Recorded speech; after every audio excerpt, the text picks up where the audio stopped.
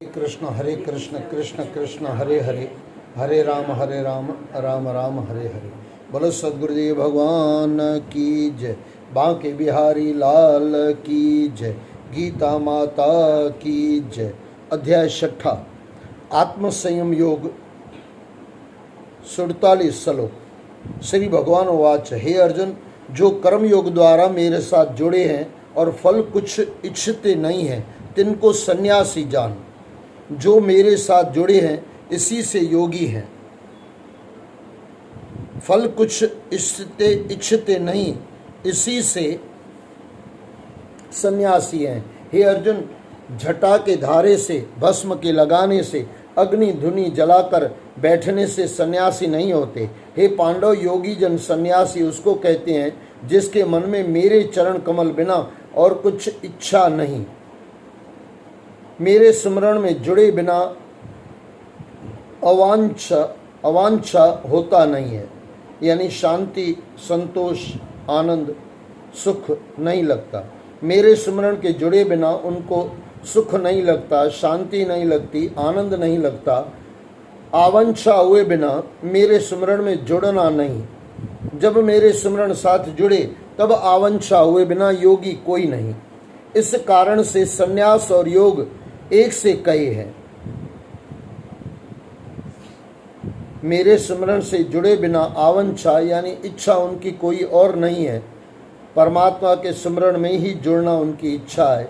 आवांछा यानी इच्छा हुए बिना मेरे स्मरण में जुड़ना नहीं होता। जब मेरे स्मरण साथ जुड़े तब आवांछा हुए बिना योगी कोई नहीं। इस कारण से संन्यास और योग एक से कहे हैं। जो कोई मेरे योग के साथ जुड़ना चाहे, जिसको मेरे जानने के जो सत्य कर्म स्नान आदि लेकर सो करने चाहिए। जब सत्य कर्म कर निर्मल होवे तब मेरे साथ जुड़े। और जो कोई योग आरूढ़ हुआ जिसको कोई कर्म नहीं करना चाहिए, जो कुछ उसकी इच्छा हो सो करे। सोए तब सोए रहे, जो बैठे तो बैठा रहे। योग आरूढ़ इच्छाचारा मुक्त रूप है। योग आरूढ़ क्या होता है, तो इसके लक्षण सुन। इंद्रियां किसी विषय को न उठे और मन में मेरे स्मरण के बिना कोई चिंता भी न होवे। जब ऐसा हो तब योग आरूढ़ होता है। उसने अपनी आत्मा का उद्धार किया, संसार के विषयों के स्वाद में नहीं रमा और अपना ही आत्मा मित्र है, अपना ही आत्मा शत्रु है। जिसने विषयों से खुद को अलग कर अपना आत्मा मेरे भजन के साथ जोड़ा है, जिसका अपना आत्मा मित्र है। जिसने मुझको विसार कर अपना आत्मा विषयों में लगाया, उसका आत्मा शत्रु है। फिर न कोई मित्र है न शत्रु है। जिसने आत्मा को विषयों से अलग कर परमात्मा पारब्रह्म अविनाशी के साथ जोड़ा है, सो परम शांति सुख को प्राप्त हुआ है और उसको शीत उष्ण भी नहीं व्यापता। उसे मेरी कृपा से और कोई दुख भी नहीं व्याप सकता। जो आदर करने से प्रसन्न नहीं और अनादर करने से बुरा नहीं मानता, अपने आप को जानना, इसको ज्ञान कहा है। मैं क्या वस्तु हूँ, यह क्या खेल है, और विज्ञान अर्थात परमेश्वर को जानना, यह दोनों ज्ञान विज्ञान है। इसको 13वें अध्याय में कहूँगा। जिसने ज्ञान विज्ञान रूपी अमृत पान किया हुआ है, जिसका आत्मा तृप्त हुआ है, सो इंद्रियों को निवारण कर सदा एक सा रहे। कंचन माटी शत्रु मित्र एक समान जाने। कंचन यानी सोना, माटी शत्रु मित्र एक समान जाने। धर्मी पापी एक से देखे, राग द्वेष न करे, निरंतर एक ध्यान से मित्र शत्रु को जाना करे। यह पूर्ण योग के लक्षण है। इससे युक्त रहे योगी आत्मा से जुड़े, अभय रहे, परमानंद रूप रहे, दूसरे की आशा न करे, माया के मोह से रहे तो परम पद को पाता है। जो कोई और भी योग आरूढ़ होना चाहे, उसकी बात सुन, वह क्या करे। प्रथम तो एकांत स्थान में एक थड़ी 4 अंगुल ऊंची, जिसमें कंकर टोया टिबा न हो, सो बनाए। ऐसा साफ थड़ा बनाकर तिस पर गोबर का चौका करे, तिस पर कुशा, उस पर मृगशाला बिछा के ऊपर कपास का धुला हुआ कपड़ा डाले। ऐसे पवित्र स्वच्छ आसन पर चौकड़ी मारकर बैठे, मन को निश्चल कर, इंद्रियां वश कर, ऐसा होकर मेरे साथ जुड़े और सारी देह को सीधा रखे, बांका टेढ़ा न बैठे, सिर ग्रीवा को भी सीधा रखे, सिर ग्रीवा को भी सीधा रखे, ऐसा निर्मल होकर बैठकर अपनी नासिका का अग्रभाग देखे और किसी दिशा को न देखे, अपनी आत्मा को परमात्मा में लीन करे, किसी का भय न करे और मन को संयम करे। मन का निश्चल चेता मेरे में राखे, इस बाती मेरे साफ और सुथरी जगह पर बैठकर, इस बाती मेरे साफ और सुथरी जगह पर बैठकर जगत के धंधों से होकर बेफिक्र, मोह के लालच के बंधन छोड़कर वासनाओं से तलक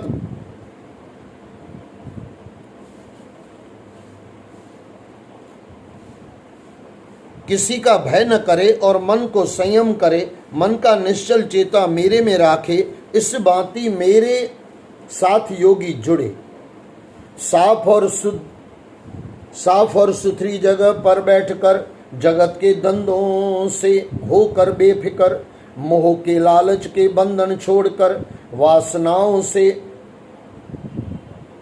तलक तोड़कर, चाहिए योगी को मुझ में लीन हो, मेरी ही भक्ति में यूं प्रवीण हो, तब वह पा लेता है दर्जा योग का, ज्ञान हो जाता है तीनों लोक का।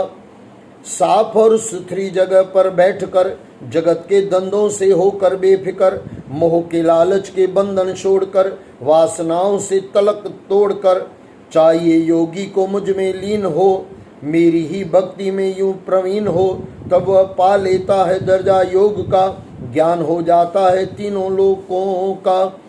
इन लक्षणों के साथ जुड़े तो परम शांति सुख अर्थात निर्वाण पद को प्राप्त होता है। हे अर्जुन, और भी तिसकी युक्ति सुन, जो प्राणी उदर भर के भोजन खाए उसे योग प्राप्त नहीं होता, यानी भर पेट खाए तो उसको योग प्राप्त नहीं होता। योग किस भांति प्राप्त होता है सो सुन, युक्ति का आहार ले, यानी बहुत कम भी न खाए बहुत ज़्यादा भी न खाए, युक्त समतोल खाना खाए। युक्ति का आहार हो, विवेकी पुरुष 2 ग्रास भूखा रहे, जिसमें श्वास सुखी चले और गिरे भी नहीं, और मस्त हाथी जैसा मंद मंद चले, जूता न पावे, दृष्टि कर पृथ्वी को देखता चले, जहाँ कोई जीव जंतु कंकर कांटा न हो वहाँ चरण धरे, अपवित्र ठौर न धरे, जागता रहे तो भी योग नहीं होए, सोए रहे तो भी योग नहीं होए, सोना जागना सहज कर, पहर रात्रि पहली जागे, पहर पिछली जाए, सो ऐसा युक्ति कर योग करे, जिसको यह योग प्राप्त होए।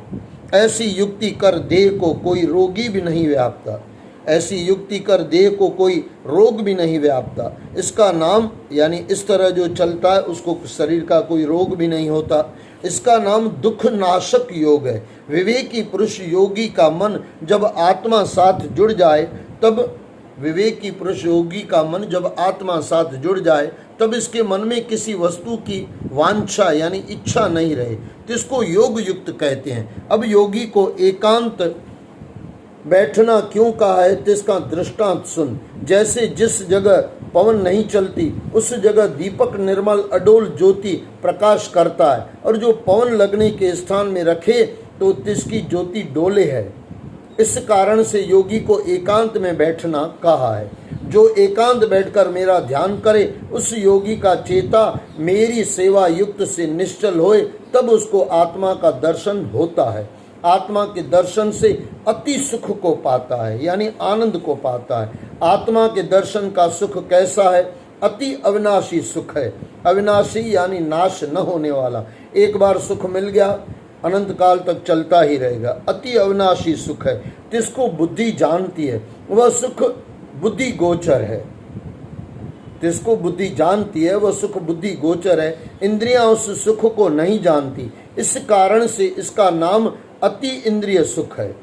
और जिसको पाने से वह योगी निर्लेप निश्चल होता है और जिस सुख के उपरांत और कोई लाभ नहीं मानता। जिस सुख के पाने से शरीर को कोई बड़ा दुख लगे और शस्त्र साथ काटे अग्नि में जलावे तो भी तिसको दुख नहीं लगे, तिस पर साक्षी प्रहलाद की है। यानी उसका एग्जाम्पल दिया गया प्रहलाद को, कितने दुख आए लेकिन फिर भी बाबा जी आनंद में थे। जैसे हिरण्यकश्यप ने अनेक प्रकार की यातना दी, प्रहलाद को कुछ कष्ट न हुआ। ऐसा सुख जिसे पाकर सभी दुख भाग जाए, ऐसा सुख निदान योग संसार से विरक्त होकर अवश्य कीजिए, विलंब न कीजिए। सभी कामना विसार कर और सब इंद्रियां वश करके योग कीजिए, सभी कामना विसार कर और सब इंद्रियां वश करके योग कीजिए। शने शने मन को बुद्धि के साथ पकड़कर आत्मा में निश्चल राखे और कुछ न चितवे। यह मन चंचल है, जिस बात को चितवे तिससे निवारण कर आत्मा साथ लगावे। जब मन साथ जुड़ जाए तब कैसे परम शांति सुख को पाता है, जब मन साथ जुड़ जाए तब कैसे परम शांति सुख को पाता है। तीन गुणों को काट जाता है निर्मल पाप से, तब ब्रह्म साथ मिलने से ब्रह्म का ब्रह्म हुआ, कपट माया दूर किया। इस प्रकार जिसने योग जाना सो नहीं डोलता। आप से आप सब जब जुड़िया, तिनके सब पाप सहज से ही जड़ जाते हैं।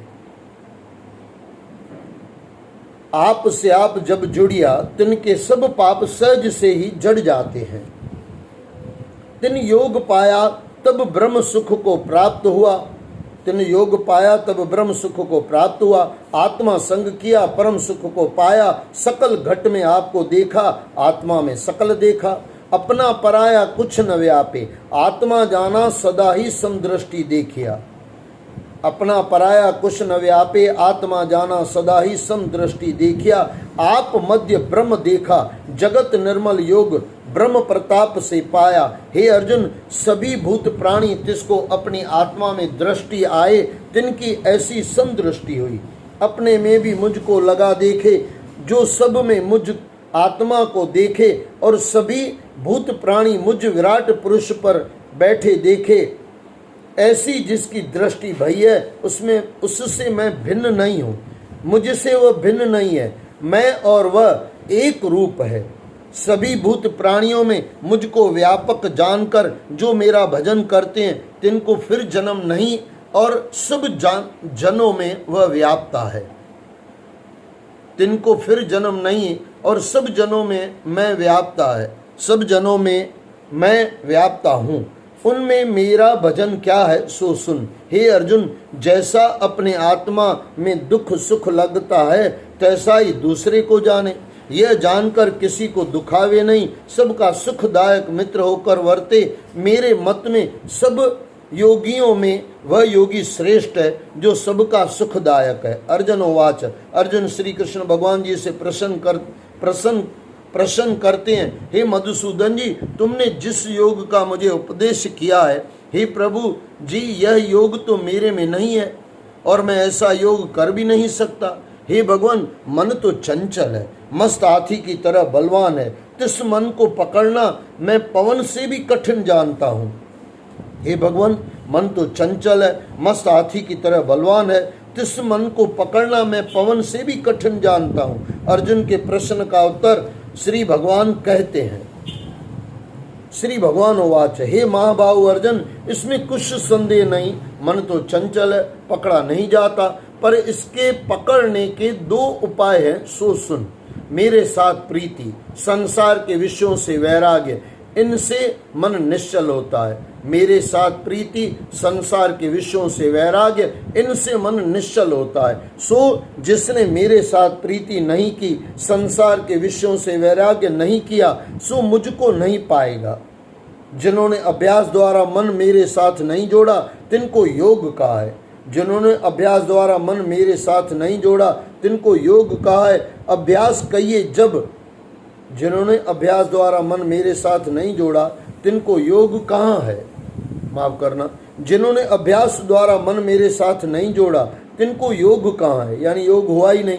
अभ्यास कहिए जब मेरे सिमरण बिना, जो कुछ और चितवना मन चितवे हैं। अभ्यास कहिए जब मेरे स्मरण बिना, जो कुछ और चितवना मन चितवे हैं, मन बुद्धि साध पकड़कर मुझको ही स्मरे, इसका नाम अभ्यास है।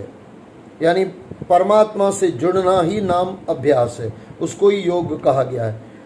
जिसने वैराग्य और अभ्यास दोनों उपाय नहीं किए, जिसने वैराग्य और अभ्यास दोनों उपाय नहीं किए, तिनको योग कठिन है। जिन्होंने अभ्यास और वैराग्य से मेरे मन मेरे साथ जुड़ा है, उसको योग पाना आसान है। जिसने वैराग्य और अभ्यास दोनों उपाय नहीं किए, तिनको योग कठिन है। जिन्होंने अभ्यास और वैराग्य से मन मेरे साथ जोड़ा है, उनको योग पाना आसान है। अभ्यास वैराग्य दोनों उपाय मन को पकड़ने के हैं। अभ्यास वैराग्य, अभ्यास यानी निरंतर, रोज करना चाहिए। अभ्यास वैराग्य यानी छोड़ना चाहिए, दुनिया को छोड़ें, अभ्यास परमात्मा तरफ करें। अभ्यास वैराग्य दोनों उपाय मन को पकड़ने के हैं। अर्जुन उवाच, अर्जुन प्रश्न करता है, अर्जुन प्रश्न कर रहा है, हे महाप्रभु जी, जिसने तुम्हारे साथ योग जोड़ा है, देह छूटने के समय तिनकी श्रद्धा अर्थात प्रीति तुम्हारे योग से छूट किसी और बात पर गई हो, सो प्राणी योग की विधि को तो नहीं प्राप्त हुआ। हे श्री कृष्ण भगवान जी, सो किस गति को प्राप्त हुआ? सो तुम्हारे योग से भ्रष्ट हुआ कि नहीं? उसकी सारी सिद्धि निष्फल गई या कुछ गति भई?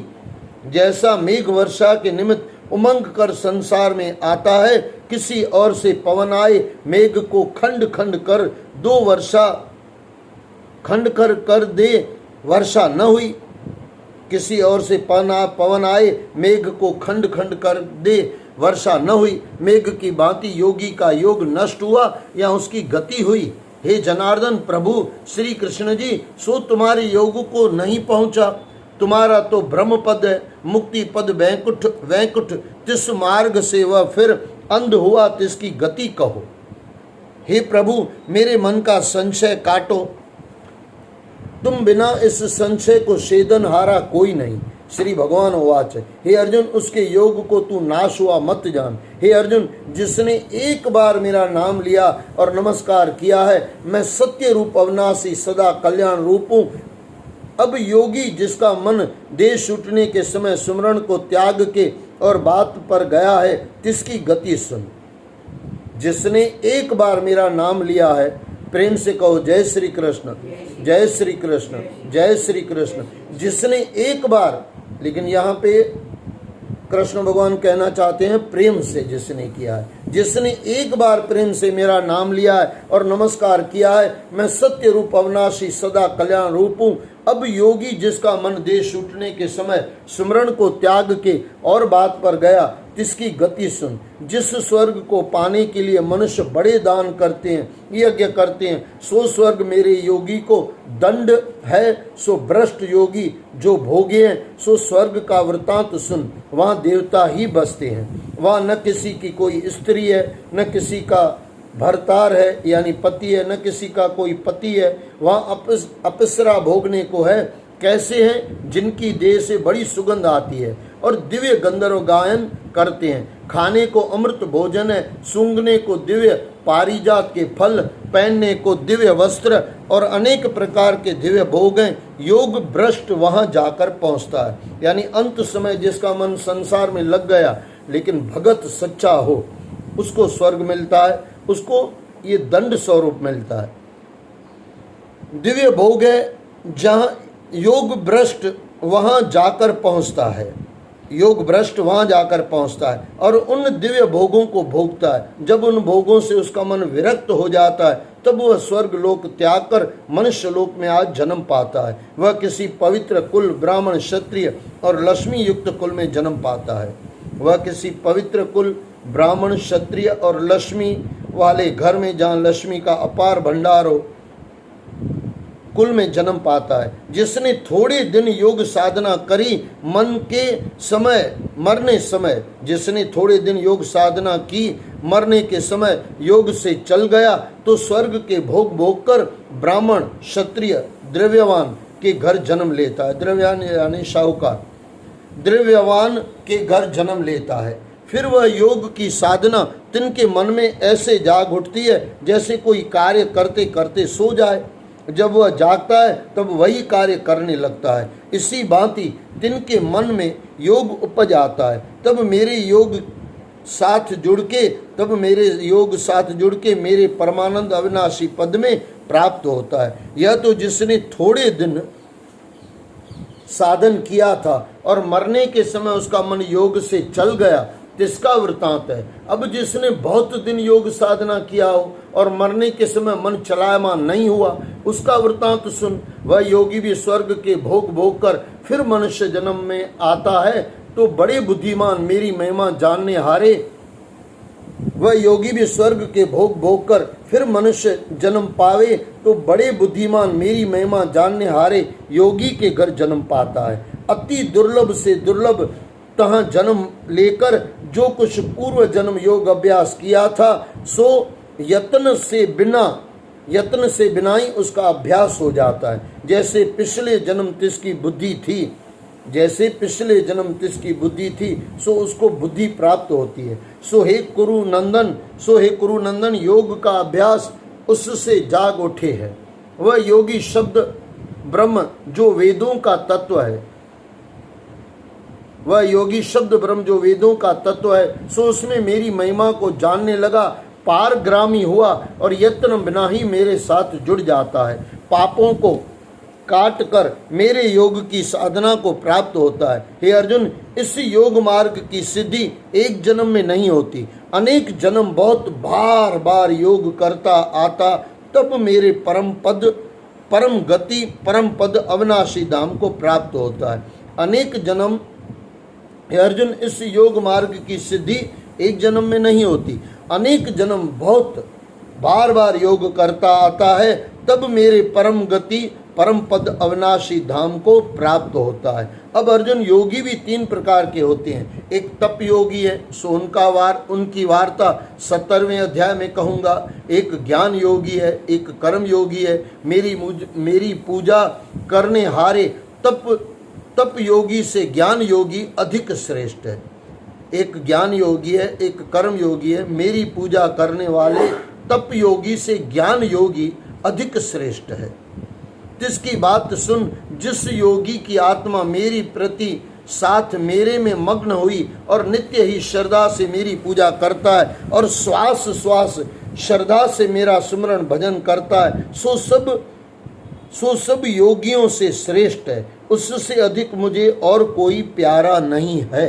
इस श्री भगवद गीता श्री कृष्ण अर्जुन संवादे 6ठा अध्याय संन्यास योग नाम संपूर्ण हुआ। बोलो सद्गुरुदेव भगवान की जय।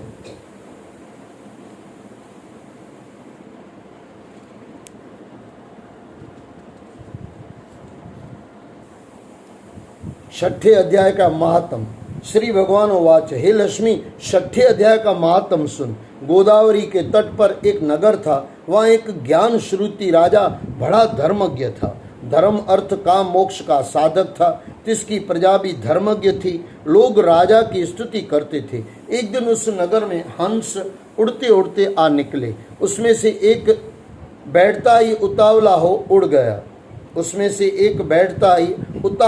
उड़ गया। तब नगर के पंडितों ने कहा, हे हंस, तू ऐसा उतावला उड़ा है, क्या तू राजा ज्ञान श्रुति से आगे ही स्वर्ग को जाना चाहता है? तब उन पक्षियों के सरदार ने कहा, इस राजा से भी एक रेयक मुनि ऋषिवर श्रेष्ठ है, वह वैकुंठ का अधिकारी होगा। वैकुंठ लोक स्वर्ग से ऊंचा है। जब वह वार्ता राजा ने श्रवण की तब मन में विचार की कि मेरे से उसका पुण्य बड़ा होगा जिसकी यह हंस स्तुति करते हैं। उसने विचार कर कहा, उसका दर्शन करूं। राजा ने सारथी से रथ मंगाकर सवारी की। प्रथम बनारस श्री काशी जी में जाकर गंगा में स्नान किया, दान किया, शिव जी महाराज का दर्शन किया। फिर लोगों से पूछा, यहाँ कोई रेयक मुनि भी है? लोगों ने कहा नहीं है। तब राजा दक्षिण देश को गया, द्वारका नाथ को गया, वहाँ स्नान ध्यान कर दान दिया। लोगों से पूछा, यहाँ कोई रेयक मुनि है? उन्होंने कहा नहीं है। तब राजा पश्चिम दिशा को गया, जहाँ जहाँ तीर्थों पर गया तहाँ तहाँ जाकर दान स्नान करके रेक मुनि को पूछा। फिर राजा उत्तर दिशा को गया, बद्रीनाथ जी को गया। वहां से राजा का रथ आगे न चला। तब राजा ने कहा, मैंने सकल धरती की प्रदक्षिणा की है, किसी स्थान पर रथ नहीं अटका। यहाँ रथ अटका है, यहाँ कोई पुण्य आत्मा रहती है जिसके तेज से मेरा रथ नहीं चलता। तब राजा रथ से उतरकर आगे चला, देखा तो एक पर्वत की कंदरा में अतीत बैठा है। उसके तेज से बहुत प्रकाश हो रहा है, जैसे सूर्य की किरणें होती है। तब राजा ने देखते ही कहा, यही रेहक मुनि होगा। राजा ने दंडवत कर चरण वंदना की, हाथ जोड़ के स्तुति की, हे गोसाई जी, आपके दर्शन कर मेरा कल्याण हुआ, आज मेरा जन्म सफल हुआ, आज मैं कृतार्थ हुआ। तब रेहक मुनि ने राजा का आदर सत्कार किया और कहा, हे पृथ्वीपति, तू चार धाम के परसनहारा, धर्म के साधनहारा है, तू पुण्य आत्मा है। हे पृथ्वीपति, तू चार धाम के परसनहारा, धर्म के साधनहारा है, तू पुण्य आत्मा है। सत्कार सहित राजा को अपने पास बिठा लिया। तब कंदमूल मंगवा कर राजा को दिया। तब राजा ने मुनि से पूछा, आपका तेज किसके बल से है? तब मुनि ने कहा, हे राजा, मैं तो अतीत जटाधारी भस्मांगी कोपिनधारी हूँ। तब मुनि ने कहा, हे राजा, मैं तो अतीत जटाधारी भस्मांगी कोपिनधारी हूँ। पुण्य क्या करना था? माया मेरे पास नहीं है। हमारे यहाँ एक बात है, नित्य गीता के 6ठे अध्याय का पाठ करता हूँ, इस कंदरा में उसी का उजाला है। पुण्य क्या करना था? माया मेरे पास नहीं है। हमारे यहाँ एक बात जरूर होती है, नित्य गीता के 6ठे अध्याय का पाठ करता हूँ, इस कंदरा में उसी का उजाला है। यह सुनकर राजा ने अपने पुत्र को बुलाकर कहा, हे पुत्र, आज से तू राज्य कर, मैं तीर्थों को जाता हूँ। इतना कहकर राजा ने राज त्याग दिया। रेहक मुनि से गीता के 6ठे अध्याय का पाठ करना आरंभ किया। इस पाठ के प्रताप से राजा त्रिकालदर्शी हुआ। इस प्रकार वन में कई वर्ष बीत गए। एक दिन प्रणाम करके दोनों ने देह त्याग लिया। स्वर्ग से विमान आए, उन पर बैठकर वैकुंठ गए। श्री नारायण जी कहते हैं, हे लक्ष्मी, यह 6ठे अध्याय का महात्मा है, सो तूने सुना। श्री पदम प्राणे सती ईश्वर संवादे उत्तराखंडी गीता महात्म नाम 6ठा अध्याय समाप्त हुआ। बोलो सद्गुरुदेव भगवान की जय। यहाँ पे जो कहा गया है कि रेहक मुनि जो 6ठे अध्याय का पाठ करता था, वो ये पाठ नहीं, वो कृष्ण और अर्जुन का संवाद, वो 6ठा अध्याय। और इसमें महात्म में कहा गया कि वो 6ठे अध्याय का पाठ कृष्ण और अर्जुन का संवाद सुनकर और फिर वो सीख कर रेहक मुनि से राजा और फिर अपना भी उद्धार किया और रेहक मुनि तक का तो उद्धार हो गया। बोलो सद्गुरुदेव भगवान की जय। हरे कृष्ण कृष्ण कृष्ण हरे हरे, हरे राम राम राम हरे हरे। बोलो सद्गुरुदेव भगवान की जय।